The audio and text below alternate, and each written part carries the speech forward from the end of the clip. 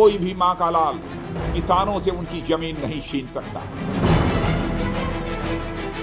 सरकार कान में रुई डाल के बैठी हुई है। राजनीतिक लोग नहीं चाहते कि वास्तविक मुद्दे का हल हो जाए।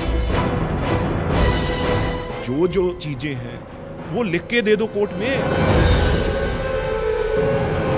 जनता इतनी भ्रमित है कि उन लोगों का पाप वो माफ कर देंगे।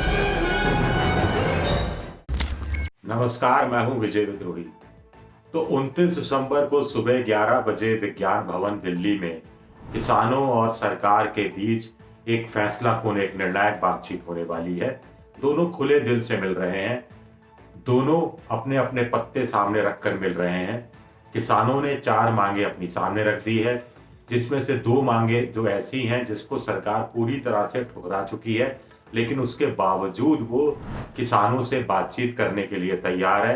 कृषि मंत्री का कहना है कि बातचीत के जरिए ही कोई समाधान निकालने की कोशिश की जाएगी, यानी सरकार कहीं ना कहीं बीच का रास्ता ढूंढ रही है। किसान भी कहीं ना कहीं बीच का रास्ता ढूंढ रहे हैं, क्योंकि उन्हें लगता है कि जो मांगे सरकार सीधा सीधा ठुकरा चुकी पूरी करने के लिए, उन पर सरकार बातचीत करने के लिए तैयार है, तो बदले में कोई विकल्प वो देगी और विकल्प को अभी से किसान पूरी तरह से ठुकरा देंगे, ऐसा वो मूड में दिखाई भी नहीं दे रहे। तो कुल मिलाकर कल क्या हो सकता है? सरकार मांगे मान जाएगी, सरकार मांगे नहीं मानेगी, बात बिगड़ जाएगी, बात सुधर जाएगी, बात समझ जाएगी, लेकिन कल ही कल में सब कुछ फैसला हो जाएगा ऐसा नहीं लगता। कल तय होगा कि वार्ता का दौर और कितनी तेजी से आगे बढ़ेगा, या फिर ये तय होगा कि गतिरोध और लंबा खिंच सकता है क्या, ये भी तय होगा। मोटे तौर पर सरकार के सामने किसानों ने 4 मांगे रखी हैं। हर मांग का हम सिलसिलेवार विश्लेषण करते हैं और दोनों तरफ से देखने की कोशिश करते हैं कि मांग क्या सरकार मान सकती है, या बीच का रास्ता सरकार कौन सा पेश कर सकती है जिसे किसान मान सकते हैं। किसानों की सबसे बड़ी और पहली मांग है कि तीनों कानूनों को रद्द किया जाए, प्रक्रिया शुरू की जाए कि तीनों कानूनों को कैसे वापस लिया जाए। योगेंद्र यादव कह चुके हैं सरकार या तो तीनों कानूनों को सीधे सीधे वापस ले ले या एक नया अध्यादेश जारी कर दे। इस पर सरकार कह सकती है भाई तीनों कानूनों को हूबहू इस रूप में वापस लिया जाना तो संभव नहीं है। हाँ, आप जो संशोधन प्रस्ताव भेज रहे हैं उन पर हम पूरी तरह से विचार करेंगे, उन संशोधनों को स्वीकारा जाएगा। कुछ और संशोधन अगर आप देना चाहें वो आप दे दें, उन संशोधनों को भी मेरिट के आधार पर स्वीकारा जाएगा। और वैसे भी नए जो संशोधन है उनको पारित करने के लिए खुद फिर सरकार को संसद में जाना पड़ेगा। सरकार को संशोधन प्रस्ताव दोनों सदनों में पास कराने पड़ेंगे, दोनों सदनों में उसे मंजूरी दिलानी पड़ेगी। तो ये एक तरह से कानूनों को वापस लेने जैसा ही होगा।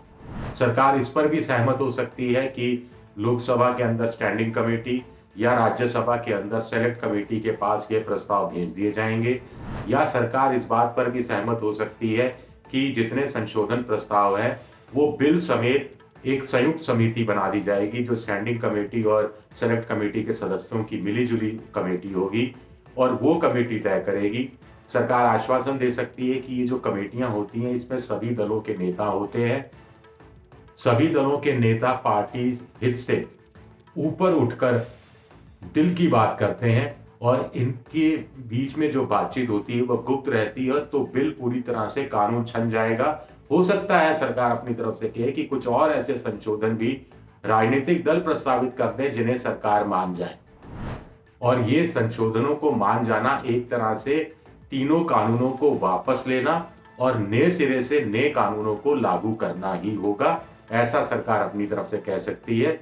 अगर किसानों की ज्यादातर संशोधन की जो प्रस्ताव है वो मंजूर हो जाते हैं, ज्यादा जो आशंकाएं हैं वो दूर हो जाती हैं, जैसे मंडी बची रहेगी, सरकार इस पर संशोधन प्रस्ताव पेश करती है, और मंडी के बाहर भी टैक्स लगेगा, ये सरकार अपनी तरफ से पहले ही कह चुकी है। मंडी के बाहर जो भी व्यापारी आएगा उसको भी उसी तरह रजिस्ट्रेशन कराना होगा जैसे मंडी के अंदर रजिस्ट्रेशन कराना है, इसे सरकार स्वीकार कर चुकी है।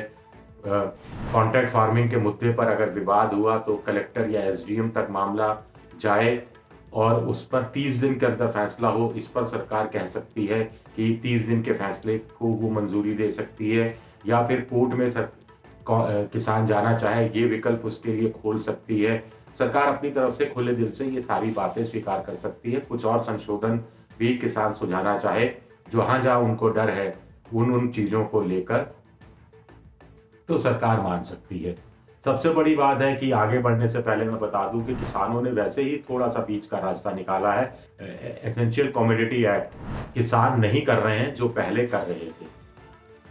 दूसरा, एमएसपी पर स्वामीनाथन आयोग की जो सिफारिश पर हूबहू अमल करने, C2 प्लस 50% मुनाफा देने की बात जो किसान कह रहे थे, वो मांग भी उन्होंने इन 4 मांगों में शामिल नहीं की है। तो बीच का रास्ता किसानों ने अपनी तरफ से निकालने का जरिया अपनी तरफ से कहीं ना कहीं दिखाया भी है। दूसरा है कि एमएसपी को लीगल राइट बनाया जाए, एमएसपी पर सरकारी खरीद हो।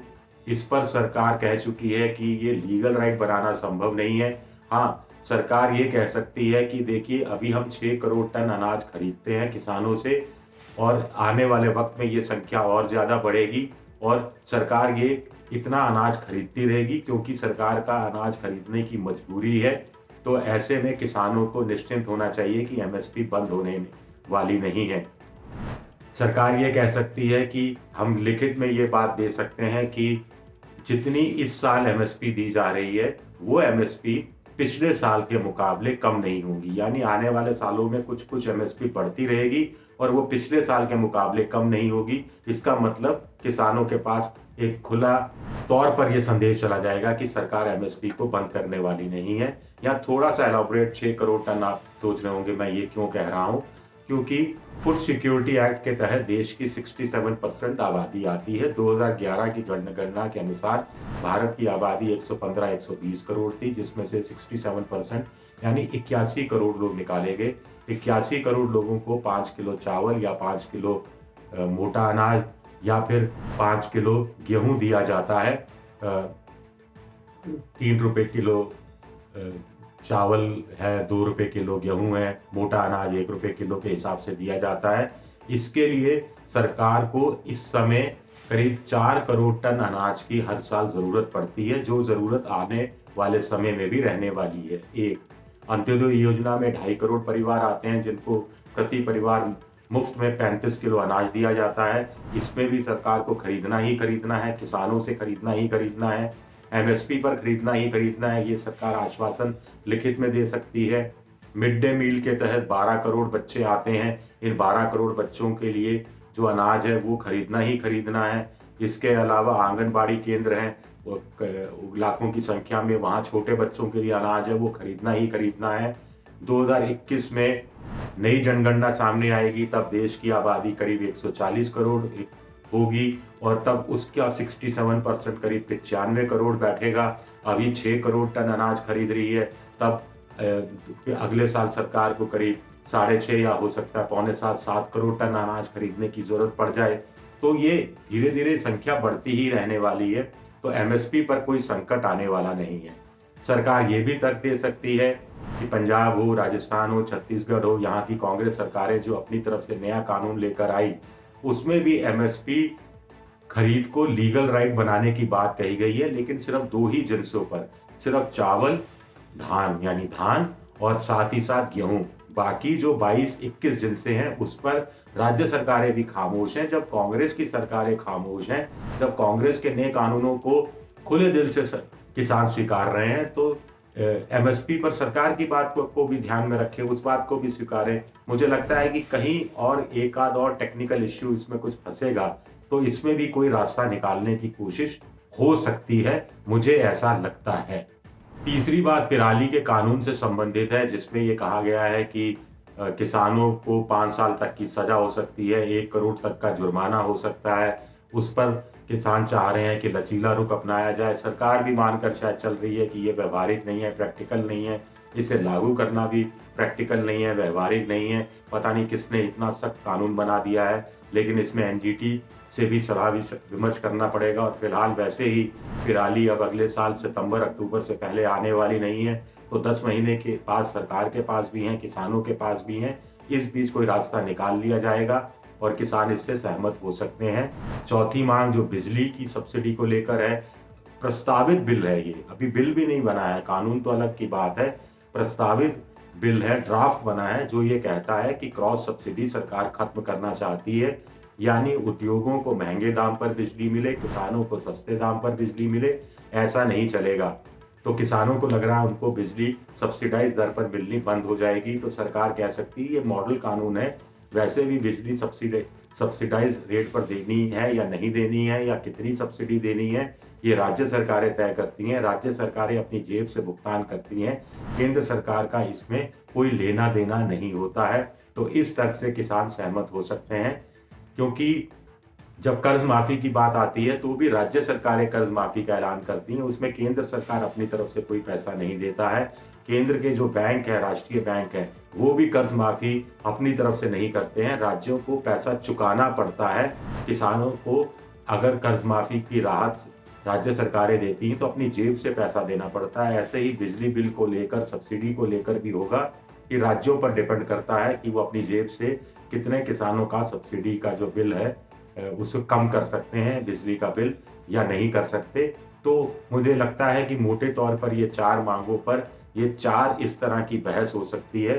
2 मांगें तो तुरंत सरकार मान सकती है, तीसरी और चौथी, पहली और दूसरी में मुझे लगता है कि कुछ कानूनी दावपेच भी होंगे, कुछ अड़ाउड़ी भी होगी, और कल पहली 2 मांगों पर सहमति हो जाए ऐसा संभव लगता नहीं, लेकिन रास्ता बीच का निकलता हुआ दिखाई दे रहा है। हाँ, अगर नहीं निकला तो किसानों ने अपना आंदोलन तेज करने की बात कही है, और अगर नहीं निकला तो फिर सरकार का रुख भी थोड़ा साम दाम दंड भेद के इस्तेमाल करने वाला हो सकता है, और फिर शायद मामला फिर सुप्रीम कोर्ट में जा सकता है और सुप्रीम कोर्ट ही अंतिम फैसला अपना सुना सकता है।